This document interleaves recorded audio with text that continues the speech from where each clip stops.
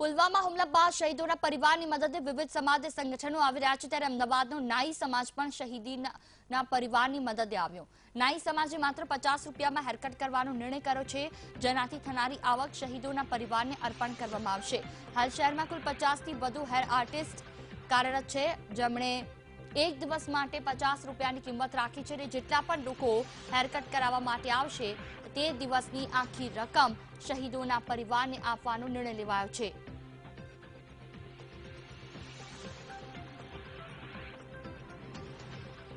તો પુલવામા આતંકી હુમલાને લઈને જે લોકો શહીદ થયા છે તેમના પરિવારને વહારે આવ્યો છે નાઈ સમાજ, અને કંઈક આ રીતે પોતાની કલાથી પૈસા એકત્ર કરી તે શહીદ થયેલા લોકોના ઘરે પહોંચાડશે।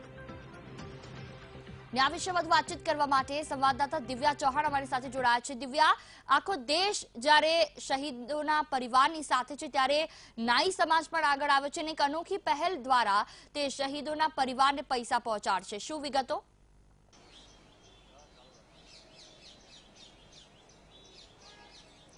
જે જો ખાસ કરીને જે શહીદ જે આતંકી હુમલામાં જે શહીદ જે પુલવામા જે આતંકી હુમલો થયો હતો તેમાં જે શહીદ પરિવારો દ્વારા જે શહીદ પરિવારોને હવે સહાય કરવા માટે અમદાવાદના નાઈ સમાજ આખો એક પહેલ ઊભી કરી છે।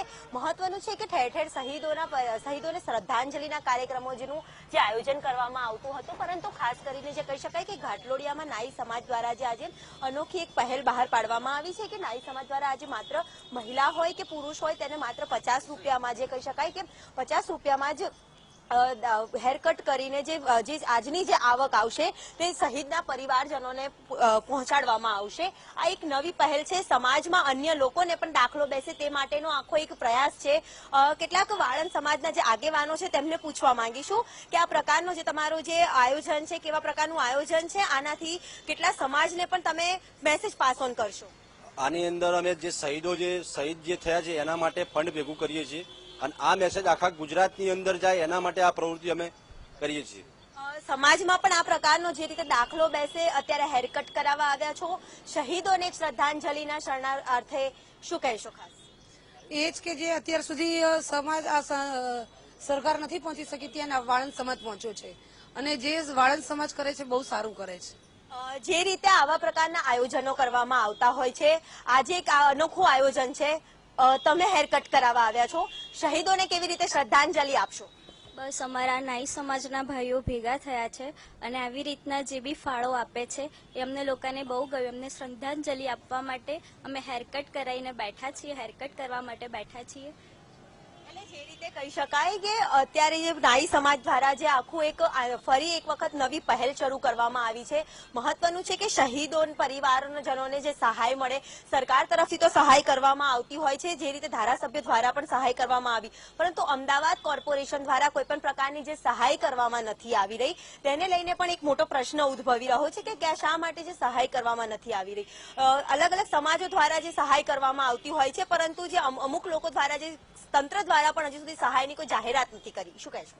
મેન વસ્તુ તો શું કહીએ છીએ કે પહેલા તો જે પુલવામા આતંકવાદી જે હુમલો થયો છે એની અંદર જે શહીદો થયા છે એ શહીદોની શ્રદ્ધાંજલિ આપવા માટે જે વાણંદ સમાજે જે ખરેખર આ ભગીરથ કાર્ય કર્યું છે એ ખરેખર આવકારદાયક છે।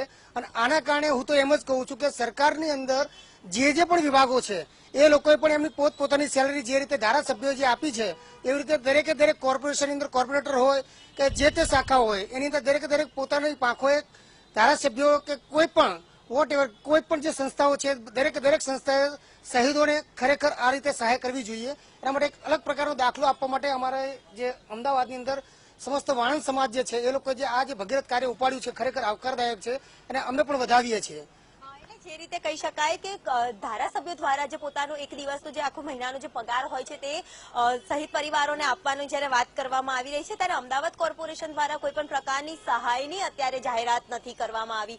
વિચારણા હજી ચાલી રહી છે કે કેમ તે પણ એક મોટો પ્રશ્ન છે। ત્યારે અલગ અલગ સમાજના આગેવાનો દ્વારા એક નવી પહેલ કરવામાં આવી રહી છે અને શહીદ પરિવારજનોને શ્રદ્ધાંજલિ સાથે કહી શકાય કે દુઃખ વ્યક્તની સાથે જે ભારત હવે આગામી યોગ્ય જવાબ આપે, પાકિસ્તાનને યોગ્ય જવાબ આપે તેવો દાવો પણ કરવામાં આવી રહ્યો છે। જી બિલકુલ, તમામ જાણકારી બદલ આભાર દિવ્યા। તો એક પછી તમામ લોકો છે કે જે શહીદોના પરિવારની વહારે આવી રહ્યા છે ને ત્યારે નાઈ સમાજ પણ આગળ આવ્યો છે।